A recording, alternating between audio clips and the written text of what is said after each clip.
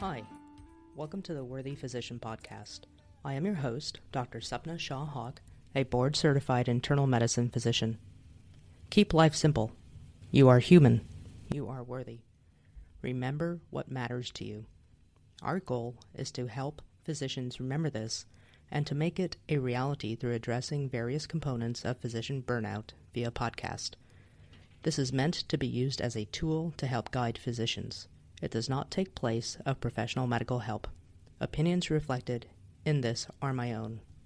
In this episode of the Worthy Physician Podcast, I sat down with Dr. Simon Maltais, who is a cardiothoracic surgeon, but also gives his personal take on what he's gone through in medicine, aspects of burnout, and discusses not only his career as a surgeon, but also his coaching business and his book. I would really encourage the listeners to grab a hold of what he has to say. There's a lot of good information. And tell me about yourself. What is your name? What do you do? Yeah, so my name is Simon Maltais. I'm a cardiac surgeon. I practice still. I'm also so I'm in Montana now. I also we have a vacation place in California. I practice every week. I do have a coaching business as well, which we're trying to build. And then I have my own personal medical business, sort of a telemedicine online thing. And I just wrote a book, about healthcare, mental illness, and anxiety, work, and how to balance work-life balance. And given everything you named off, plus your specialty, how do you find time for work-life balance? Well, it's always a challenge, but what I'm noticing is that, I've changed. I used to work at the Mayo Clinic where 90% of what I did was heart surgery. So I found that I was able to find some flow into managing that schedule and sort of diversify what I was doing, sort of making the pie a bit different, having the family, having the work, having my personal time. And so as opposed to having just work. So that the other things in my life, all of things don't just depend on work. And then the things bring me some different aspects for which I can, I enjoy doing, and it doesn't seem quite as work, so to speak. It has always been just how many cases. I've been for years, for over a decade. I was there from 6 a.m. to 8 p.m. every day, just doing cases, seeing patients, and overall for me, it wasn't fulfilling enough that whenever work was not going well, I was not going well altogether. So now I think balancing means making sure that the pie is a bit different, so to speak. Sure. And can you tell me a little bit about your coaching business? Yeah, so breakthroughpoints.com. So the company is called Breakthrough Points. Actually, I'm one of the partners, but we're 4 people. My wife is a cardiologist, but she also is a breathwork facilitator, yoga teacher. So we offer those services. And it's basically an extension of the book. So the book addresses, mental illness, flow, resiliency, and high intensity environment, i.e. healthcare. But a lot of the themes that we talk about, time management, resilience, culture, making sure that you take time for yourself, are applicable to other environment, high intensity environment. So the coaching company really extends the concept of flow state or resiliency in healthcare, but also other high intensity environments. So business, sports now, Sure. We hear a lot about that. And so my wife and I started that, and then we affiliated ourselves, and it also includes mentorship, right? How to progress into, a high intensity environment, but doing it right when you start, and so you set yourself up for a long term plan. Right.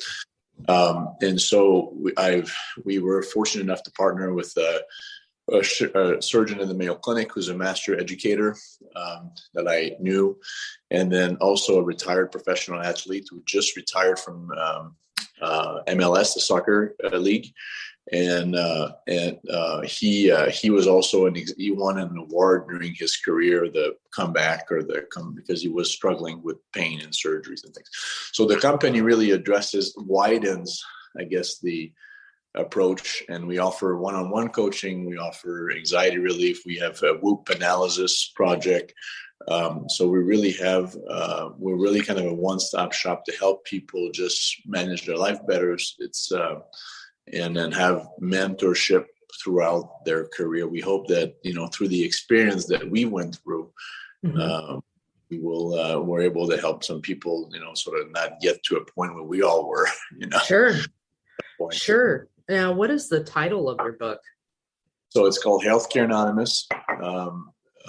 Put yourself first to avoid anxiety, burnout, addiction. So and it's also translated, and it's been bought by a French editor. It's called Code Blue in French. So that it just released. It just released this past Monday in the U.S., and it will be released next week, or the 25th or 26th in French. So very cool. So tell me, can you share a little bit about the book with us? What you would feel comfortable sharing?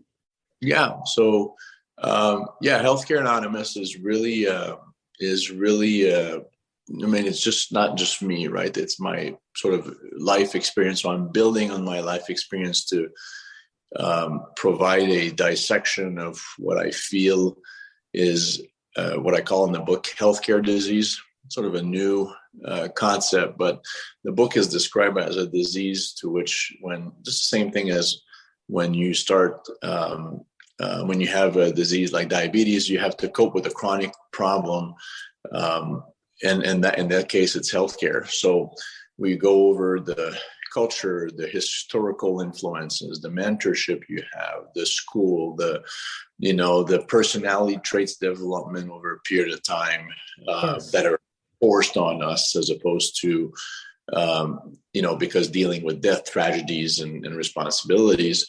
Then I go into explaining that the disease, what I think when we talk about burnout, anxiety, addiction, that's all an acute moment of the disease, of more of a chronic problem. And the way I explain the problem, like any diseases, is there's three major vortex or three major poles that needs to interact together for the manifestation of the burnout or other diseases. So I talk about the individual, so the host, right? Sure. And I talked about the main character traits that the host has in order to develop this chronic maladaptive process within healthcare. A lot of it is perfectionism, the plus and minuses of perfectionism. Yes. Talk about that. We talked about the personality traits and how they're developed during their teenage years and early adulthood, and they're sort of imposed on us moving forward. Then we go about the environment, right? So the host environment. We talked about the culture, the administrative changes, the administrative demands, the finances, the call schedule, the setup of the environment in which the disease progresses. And then we talk about the what, or the way you interact with it. And when those three vortices becomes unbalanced, that's where you have the burnout. And in the middle of the book are the other issues. And in the middle of the book, we have a big part. I build the book with testimonies. So we have about, when it comes to the manifestation of the disease, of the healthcare disease, I describe this in 4 different categories, whether they're physical, whether they're psychological, whether they're behavioral, right? So being angry, being sort of maladapted at work, and then personal manifestation, because we always think that, divorce or financial issues or friend, issues are always singled out and are related to one thing, but usually it's a process, right? Correct. And so over years and things. So then to represent those stories, we have about 20 people, not just doctors, but healthcare providers, technicians, nurses, that really talk about their life experience and how they fit into those categories. And then finally, the last 3 chapters are really about recovery, step by step, sort of what I think has helped me or what I think came out of the stories, and what has helped people to move forward from it. So a lot about education, seeing things differently, and then the things that we talk about as burnout, suicide, addictions and things. That's, I think, to me, an acute problem. And if we don't talk about the underlying issue, I think we're just postponing, the recovery or delaying recovery potentially. Oh, absolutely. Because as the system goes on the way it is, it's just perpetuating all that. Yeah. And the system is pretty good about, when someone's depressed or someone's going through anxiety disorder or something big, or comes at work, drinking, or the system is pretty good about identifying that, right? But then what they do is they send you to anger management, they send you to rehab, they send you to some sort of psychiatrist for 6 months. They put me on administrative leave to check boxes, and then they throw you right the same behaviors, the same call schedule, the same, and constraints. And so we don't really solve the problem. And that's what, through the stories, people can. And the reason why it's called Healthcare Anonymous is, at some point in my life, I had to read the book, the blue book. And and in the middle, you realize that people that are alcoholic are not the ones you think on the street with the brown bag, Oh, absolutely. Or just, most of them are just chronically functional, and so it represents a bit the same. It's built a bit the same, so which you see that there's a lot of shades of gray, Yes. And sometimes it's lack of empathy, sometimes full on, heart attack from anxiety, and so there's just a lot of different variations of it. The way that you describe it, I really want to read the book, and it's not because you're here on the podcast. It is because I think that you've really spent a lot of time. You've poured a lot of energy into it. I can tell by the way you're talking about it. And you really look at it at the human aspect, which I think is wonderful, looking at healthcare workers, physicians as humans, because we also have a threshold. We also can only handle so much. And when we're in a field where there is a lot of loss, and each patient you lose, whether it's expected or not, it still hits you. Absolutely. And in COVID, we talk, COVID has just, I think, put things exponential, right? So it really had, the problems were there. It just really put the accent on it. And we have a chapter where we talk about COVID and the influence of that on the system, and how, to me, that's mental illness or depression, burnout, and healthcare culture is really the threat for the next 10 years, because people, as I'm sure you've seen people do that, but there's barely a month that goes on right now when I don't hear about someone either leaving medicine, changing jobs, going through some sort of depression. Nurses, for 25 years been in the ICU, that just go on and go to work at just completely different job, which is a loss for the system. So I think in the long run, if we don't really kind of hashtag this as the main problem, just like other things, I think that's where the system's gonna, the turnover, the cost related to experience, and that's unmeasurable. And ultimately, I think it's the public and the patients who will suffer, Absolutely. And I'm not anti mid-level, I'm not anti-nurse practitioner or anti-physician assistant. I work with both, and they're excellent. But that's not the answer to fill the gap. Absolutely. And I just wrote a, and then we're between us, and I don't know if you've seen this. We talk about this in the book, is how the competition. Now that things are starting back, a lot of people have lost money during COVID, and a lot of people, have lost patients, and so between us, we're really ruthless, especially in heart surgery. And I just wrote an editorial to one of our major journals who got accepted real quick. So I guess the editor thought it was, an important topic. Sure. I wrote how, the main threat for cardiac surgery, we talk about interventional cardiology, the clips, the percutaneous things, and that we won't do surgery in the next 10 years. The real threat is not that. It's not the cardiologist. It's us, between us. I mean, it's an environment where we now even more, we just kill each other. We talk about each other each other back. We shame people for taking vacations or speaking up about how they feel. And so, I mean, to me, that's the real threat. And ultimately, people like you, I mean, the sad part is I have residents, right? And students, they come to my consultation and I'm like, they say, hey, doc, why do you hear that you shouldn't ever go into surgery and cardiac surgery? And well, now I just don't have a good answer for them.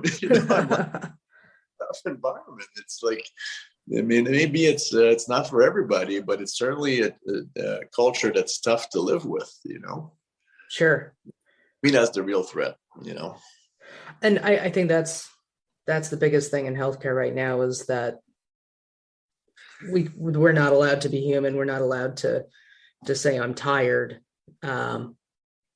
as physicians. And I can only imagine it's worse in surgery. And I'm not, and I'm serious, just because of the culture. I mean, we can go to the same university and the culture in the surgery department is different than the internal medicine department.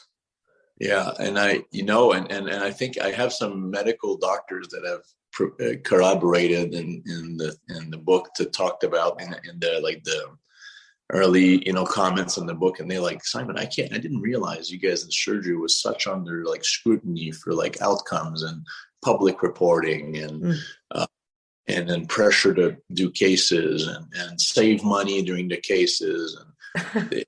And now it because, we get reports now, report cards of how much money we used during a case, how much sealant we've used and how much that cost. And it's, I mean, it just gets overwhelming. And, I have a part in the book where I talk about influences, right? And that's art, right? So mentors and things. I mean, in heart surgery, for example, our mentors, Dr. DeBakey, which is a name that everybody knows. Oh, yeah. Our field, he was known tiring, right? So when you look back and try to sort of look at someone in our field that would inspire you, you're looking at a person that was very talented, but it was a complete animal on rounds and it was living in the hospital, and which is a different time. And so if you're not completely, bought into this and you're looking for some help, you could feel destabilized. And then when you look on TV, right, whether it's Dr. House, Dr. Austin, or the doctors on the residents, and they all look like they're dysfunctional. So how do you expect to build a career where, you want to be the best of what you do, but yet you have to be not nice with people you work with? And how do they expect people to train in this environment and be any difference? Like you would, show kids something on TV and expect that they don't, become a certain way. So, there's a lot of work to do. Sure. Well, I really appreciate your insight, and I had no idea that surgeons underwent that type of scrutiny as to how much sealant you used on a patient. What type of them? Yeah, absolutely. And there's some states now, it's even worse. You get, I think New York, California. I'm not sure California does it anymore, but you have public reporting. So you get your complications and mortality rated against everybody else in the state, whether you do 5 cases and they're all high risk, or whether you do 100 cases and all low risk, and whether you work in a system or not. So, and then the media picks it up. And I remember seeing an article like too long ago where they talk about individual surgeons in the state with the worst mortalities. And they actually called the surgeon to say, can you explain yourself? And I'm like, well, I don't know. I've dealt with a bad run. I have tough cases. Can you imagine having the media call you for your outcomes and how this affects your life and viability? No, that's how is that ethical? It's terrible, and it's actually rewarded by our societies because now, for the scores, national scores for hospitals, public reporting is one of the things that gives you a point, right? So if you public report your results in surgery, you get points for the national ranking. So it's they sort of caught up in this vortex where you're like, how do I survive in this, very stressful environment? And 20 years ago, it wasn't like that. Reimbursement was a heck of a lot better. Yeah. Now, I've always had a problem with ranking with hospitals and physicians because we're not restaurants and we're not hotels. Exactly. 5-star surgeon, people don't realize that. So when patients go online and they go to Google you, it's how many stars you have and things. Right. Well, it's not that you're not good. It's usually because your system is not made for patients to make it easy for them and remind them to rate you. Sometimes it's because internal systems have these special ways of turning some sort of national internal score into a public score. So when you see these doctors with 150 reviews with 5-star review, that's usually an internal process or survey that's been transformed into a online scoring from the people you work with. So it's not like 150 patients went online and give 5-star review. It's an internal calculation that the hospital has set up. So it's all a bit made up, right? So they compare each other. And so, but for a physician though, it's tough to live with that. When you see other people, you compete with other people, and unfortunately, that's how we're measured, in terms of success and things like that. Right. Yeah, I've learned not to Google myself. More people are, that don't have that, hey, reminder, rate us, right? Right. If you, it could be account. PubMed ranking, your number of publications, your bad reviews, and as well as I do, right? And how it affects a bad. Sometimes it's a bad outcome. Mom dies from a surgery, and the son is pissed. Maybe you haven't been the greatest at communicating outcomes. And then he writes you like a 1-star angry review. Well, that sticks, right? Yes, it does. It does. I've had it as an internist. Everything goes to toilet, so your it goes to nothing, right? Right. Anyway. But I really appreciate your time, and I'm really interested in reading your book, and I would love the listeners to really consider picking up a copy. How would they order one? Yeah, so they can go on all the usual stuff, the Amazon, the BAM, all that's available, Book a Million, and then it'll be distributed in Barnes and Nobles and Target and things like that. It will also, if you go to healthcareanonymous.com, all in one word, you get testimonies, you get samples of the book, you get. You invite me to talk about resiliency and give a summary of the book, and you can order it as well. All the links are there. If you go to Breakthrough Points with an S.com as well, all the links are there from coaching and book links and things like that. So, to me, it's all about the why, right? Exactly. About it, but I like Simon Sinek is one of my favorites. He's simple. It's easy to understand. He's really has this ability to describe, and he talks about the why, right? Start with why. And I think the book is really just to start as much movement as possible. It's not about Simon or Simon's experience. It's really to sort of raise awareness to this problem, which I think is going to be a real big one moving forward. I agree. Well, thank you so much for your time. Absolutely. I'm glad we can meet. Thank you. Thank you. Thank you for joining us today. This concludes the podcast. Subscribe, tell a friend, follow us at www.theworthyphysician.com. Remember, you are worthy, you are human. Take care.